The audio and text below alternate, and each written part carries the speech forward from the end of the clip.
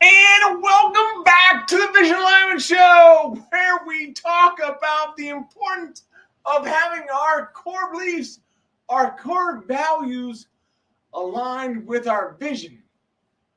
I can't tell how important that is and how grateful I am for all of you hanging in with me all these years of having this show. Oh, it's been phenomenal having all of you with me and just being a part, being able to add value to you every day. So we do that. We do that much like our guests. Our guest that's coming on today, he adds value to everyone as well. So without any further ado, I want to get to our guest, and that is none other than Dr. James Smith Jr. Without any further ado, here he is. Hey, Brian, you got me so fired up right now. I'm in that green room. I'm like, Brian, he's bringing it. He's bringing it. Yes. Well, thank you, Dr. James. I appreciate that. Oh, yeah. It's been great, and it's really, really wonderful to have you come on. Because I know that the audience that we have is going to be so enlightened with everything you have to say. But I want to start off with one question to start off with. When is your first recollection of knowing your vision?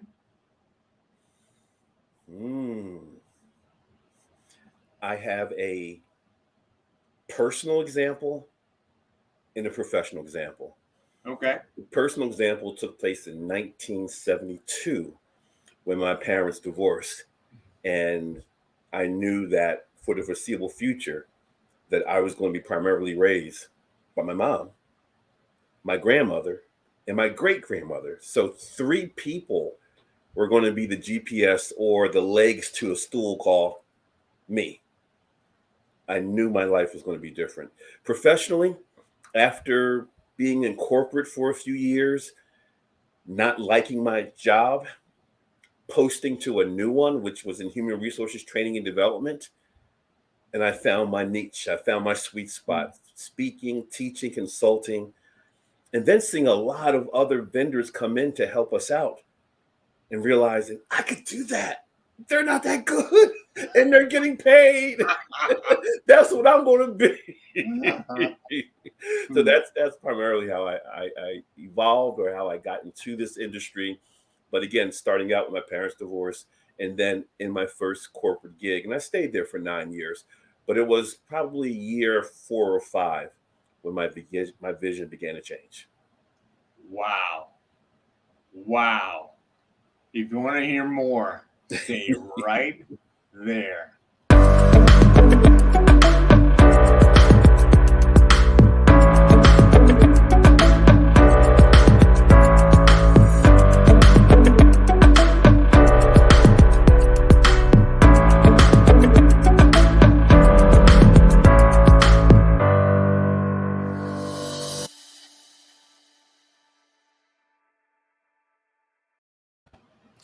Wow.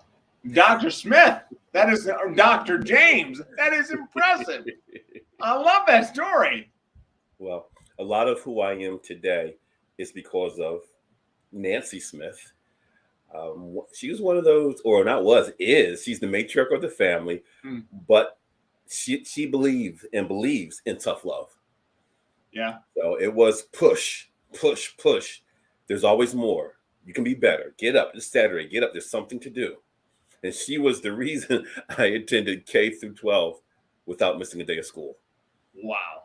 She said, if you're not there, you're going to miss something. You're going to miss something. So I've kept that same philosophy as part of my vision throughout my adult life. Want to be there. That's incredible. So you're from Philadelphia now. Are you originally from Philadelphia? West Philadelphia, born and raised on the playground. I am from West Philly. I live in a small city outside of Philly called Mount Laurel, New Jersey. Okay. But I'm Philly through and through. That's cool. Yes. I love it. Rocky Statue, cheesesteaks, pretzels, you name it. Man. Oh. My Eagles, my Sixers, my Phillies, my Flyers. Yeah, I'm Philadelphia. Everything. Oh, yeah. Well, that's impressive right there. They call us the city of brotherly love and sisterly affection. And sometimes I wonder about that, but we do love hard.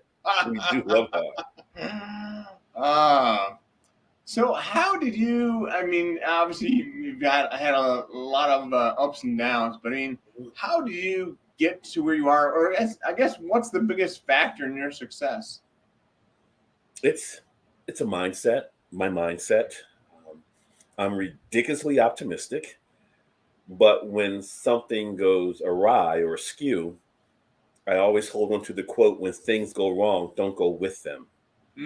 So optimism, perspective, and of late, I would say over the last 10 years or so, growing my tribe. Because Brian, when I started out in the speaking industry, I'm this great speaker in my mind. I'm good. Opportunities going to come my way, exposure and nothing. I went from a great paying corporate job to a business owner that didn't make a lot of money year 1, 2, or 3. That was character building time. It was sharpening my vision and remaining optimistic. And then beginning to build my tribe. I wish I would have done that a lot sooner. Okay, so now you're talking my language. I'm 1, 2, 3, 4, 5, and still, you know, obviously there's a little thing called the pandemic that happened, but I know that I can do better than what I've done, and at the same time I'm working at the school for the blind, so I don't discard that at all. But how were you able to do that other than mindset? I get that.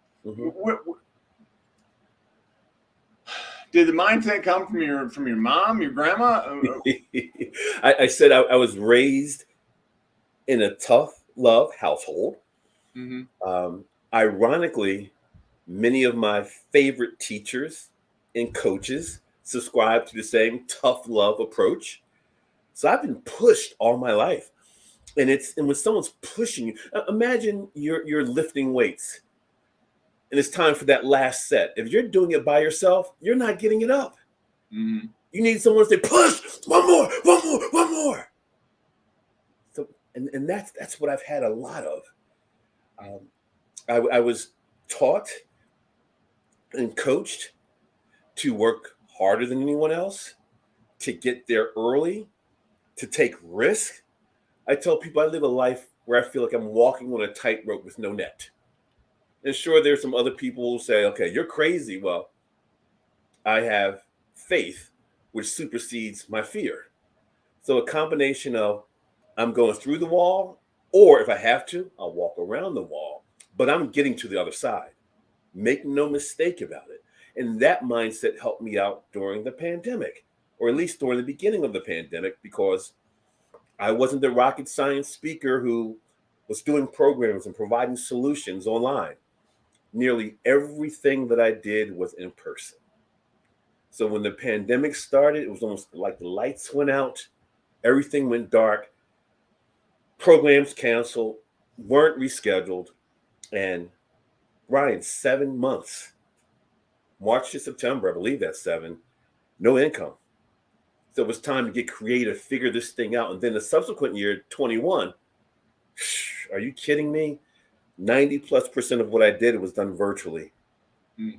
And we adjusted to the rhythm, and we're still trending in a positive way. Wow, that's awesome. I love that. So there's got to be some things other than the pandemic that has stepped in the way. So talk to us a little bit, and really, the group as a whole.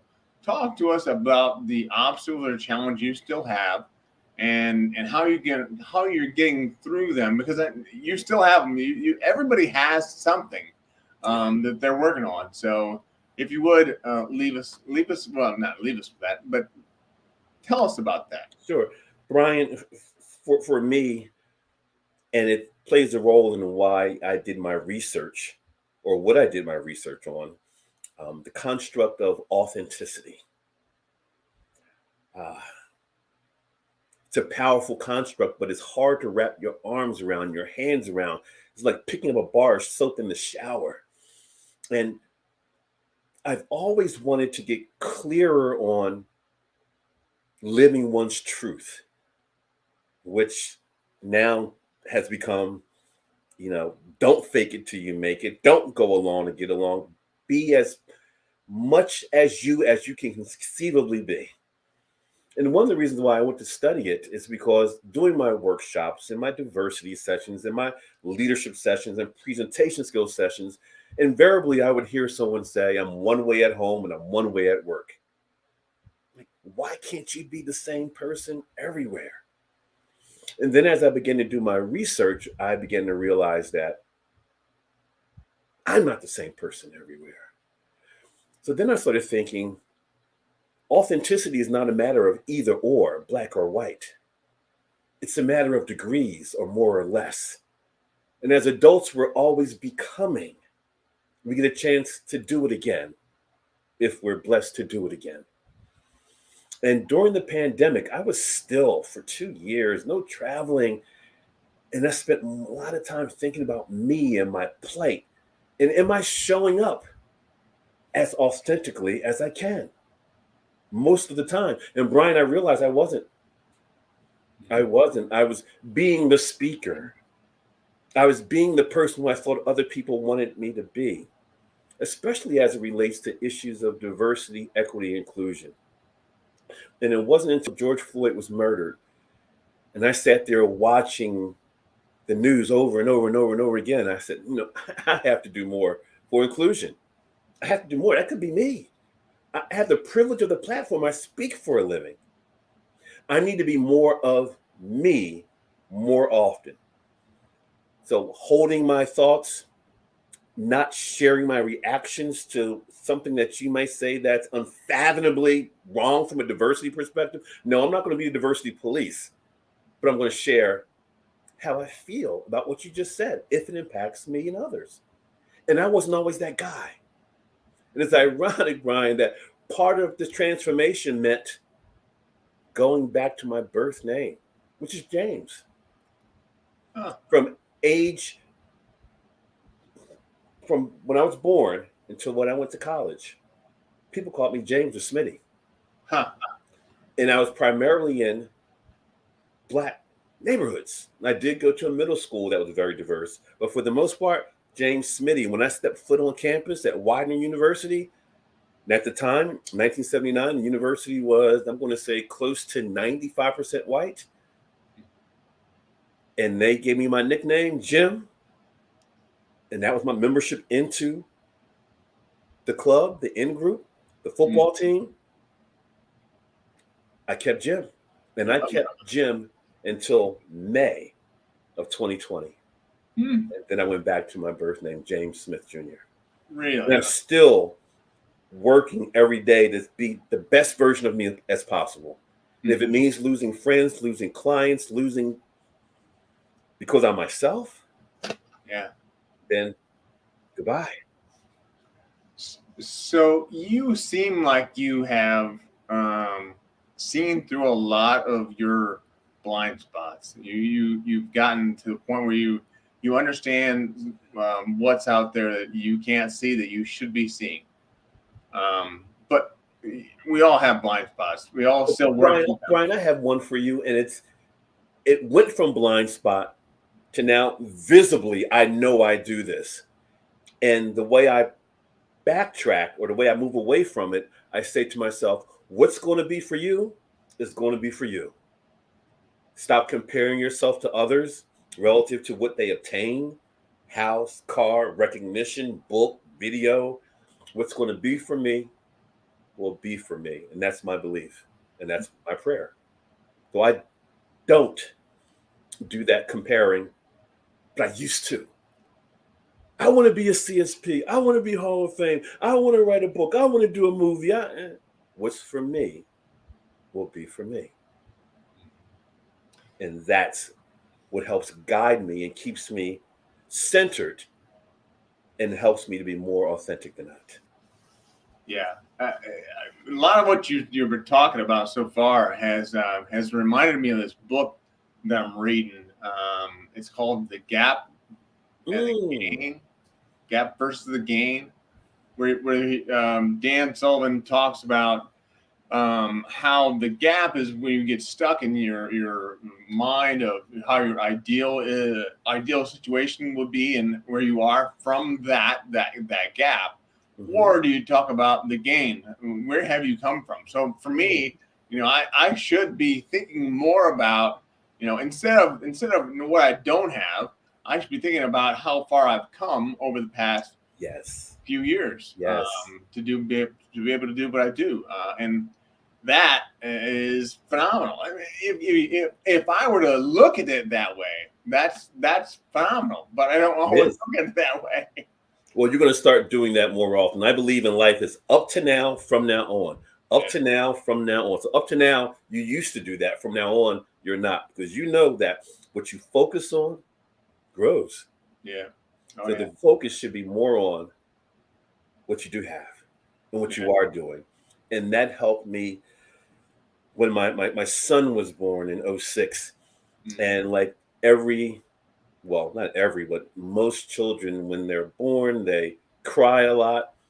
Some sleep a lot, eat, poop, laugh consistently, like rinse again. Mm-hmm. Then they start getting their equilibrium. Then they start getting their voice. They start walking and talking. And that's what my little guy did for the first 18 months. Then he stopped. And we didn't know why. And it wasn't a week. It wasn't 2 weeks. It then meant going to get checked out. And after a series of tests, he was diagnosed on the spectrum, autism spectrum. And a little guy who once talked was now nonverbal. And as soon as he was diagnosed, what did I do? Focused on what he couldn't do. Right. He wasn't talking anymore. He wasn't playing with his toys anymore. He just wanted to sit down and play puzzles or play with the technology that we gave him, but no more running around the house and doing what he was doing. And I was victim, man. Looking out the window, the cul-de-sac, seeing my neighbors play with their kids, frisbee, bikes, and I'm focusing on what he can't do. Now he's 16 now. He's 16. Yeah. He's still nonverbal, but I understand everything he says. And he's my hero. And my bonus son is 29 years old, and he's on the spectrum. They're my two big guys.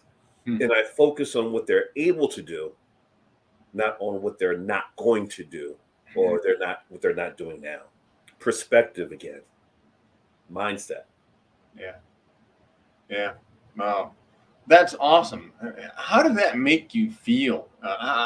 For example, when your first son or your biological son started to have those experiences where he was nonverbal, and they diagnosed your son with being on the spectrum, what went through your mind?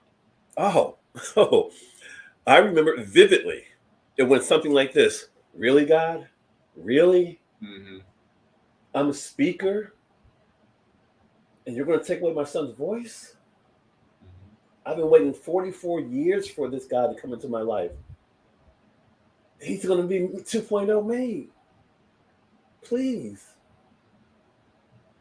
And that was the conversation. And then I, again, I was hurt.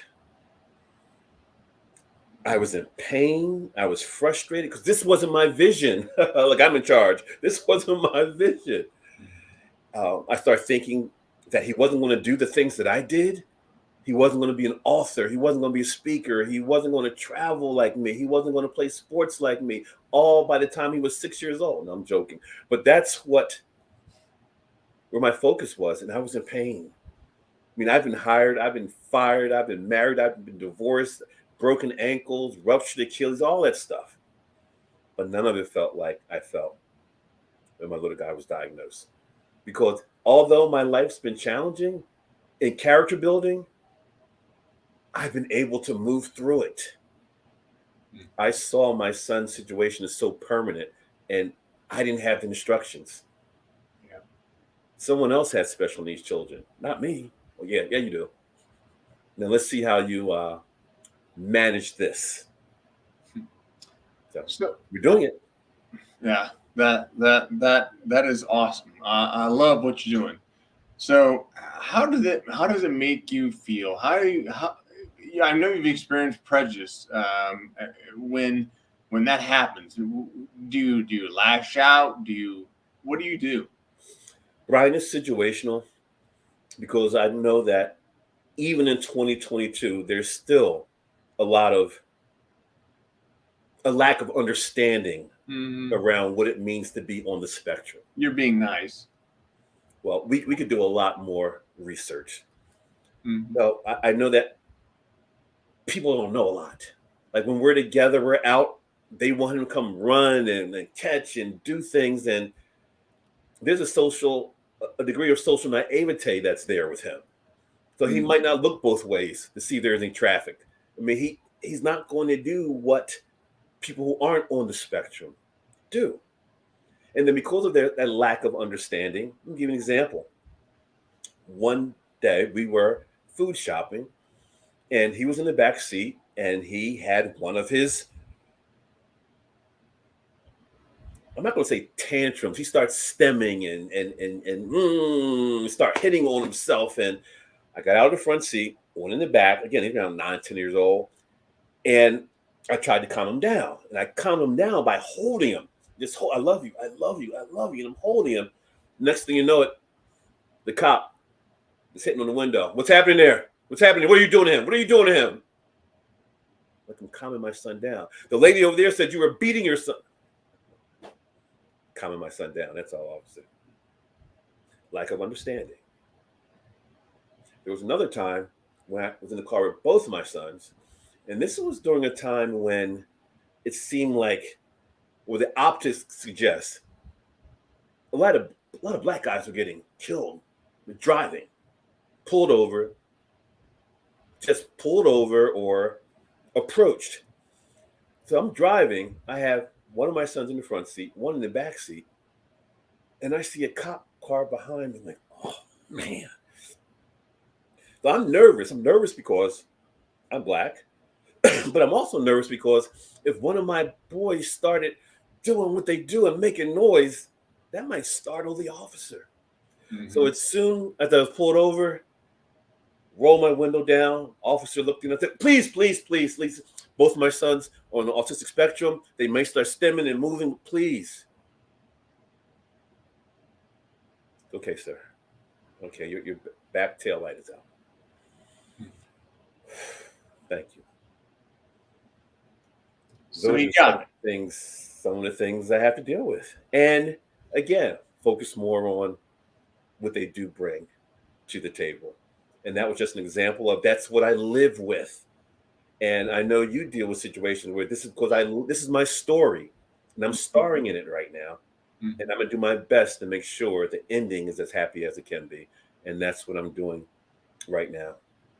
As a speaker, as a coach, as a trainer, and I'm going to start looking for more opportunities where I can speak for those in the autism community at conferences, workshops. I'm living it. So it's not a hypothetical speaker to come up and just talk about it. I'm Yeah. living it.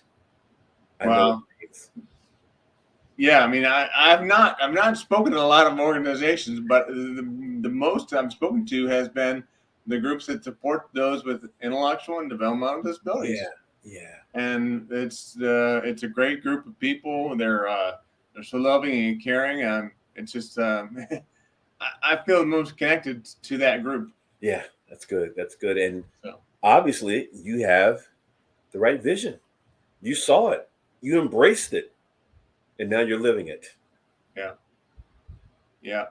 It's good stuff, my friend. Good stuff. Well, thank you. There are many times that I want to push. I want to push on something. I want to get something going and something else happening. But I'm brought back to the reality. So I need to focus on the gain and not the gap. Yes. I love that. So. I love that. It's what we tend to do. We finished our presentation. The first thing we said, what can I do better? What can I do better? Right. Not how sterling, how superlative job you did. Is even when you're giving someone feedback, they don't want to hear the praise. They want to hear the polish. They want to hear the constructive feedback where they dismiss what they should keep doing. Mm-hmm. They run right to what they should stop doing. Yeah.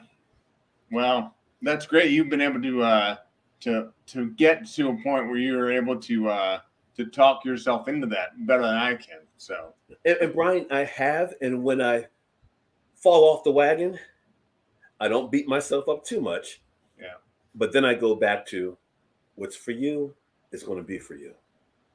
That contract wasn't yours. That book opportunity wasn't yours. Mm-hmm.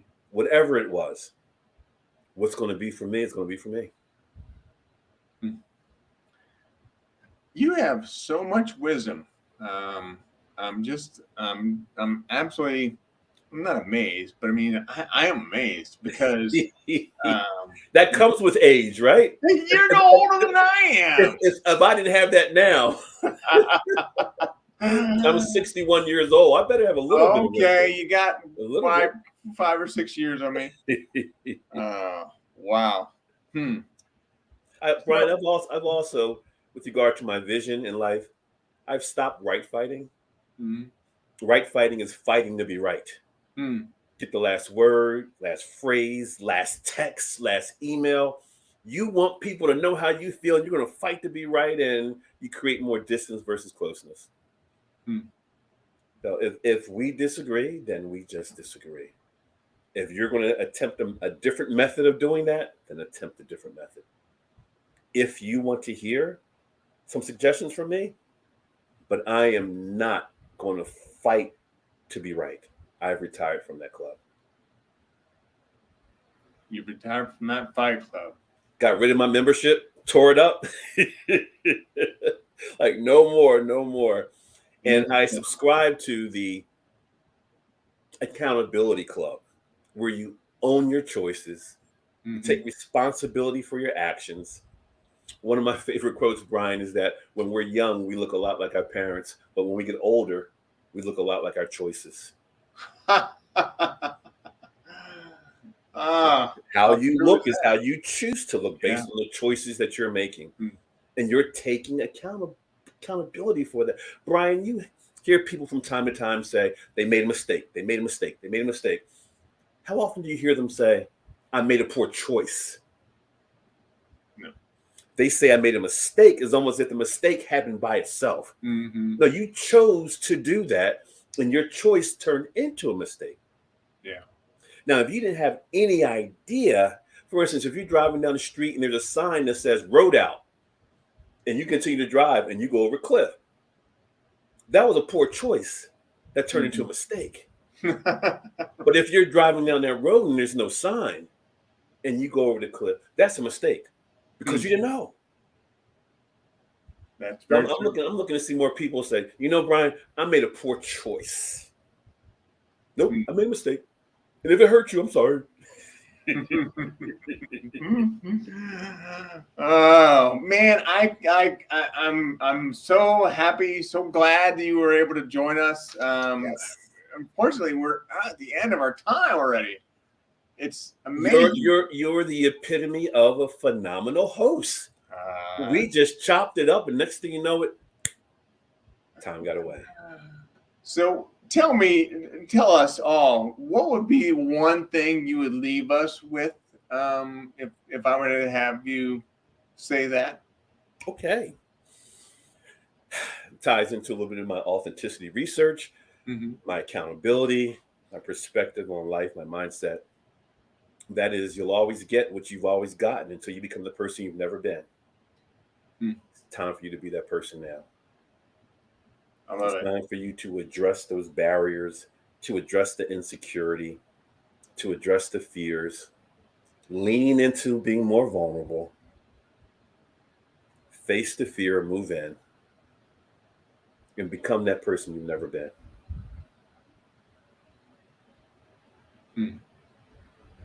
That's good. Can I drop the mic a little bit? Can I drop Yes, indeed. Yes, indeed. Dr. James, thank you very much for being on. I truly appreciate you. BW, I appreciate you too. If you would Thank you. hang in the green room. Oh, I'm sorry, what was that? I said thank you. Thank you for the opportunity. Oh yeah, absolutely. Absolutely. Thanks for being here. If you would hang in the green room for me, I'll be right back. I'll be right there after I close out the show. Got it. So cool. Thanks, man. Mm-hmm. All right. See ya. Oh, I'm just amazed by the level of people that are so willing to help us with all that we have going on today. And there's so many things to be thankful for. And I hope you all are thankful as well. I know you are, but I want to remind you to be grateful, to be thankful, to appreciate all we have. We have a great guest coming on next week. And he's going to be the executive director of Second City out of Chicago. I have no idea why he's going to be on our show. But I mean, another phenomenal reach, much like Dr. Smith. So I just thank you all for being on, all for we've done, and all for we continue to do. If there's ever anything else that I can do for you, please let me know. And as always, keep one eye on the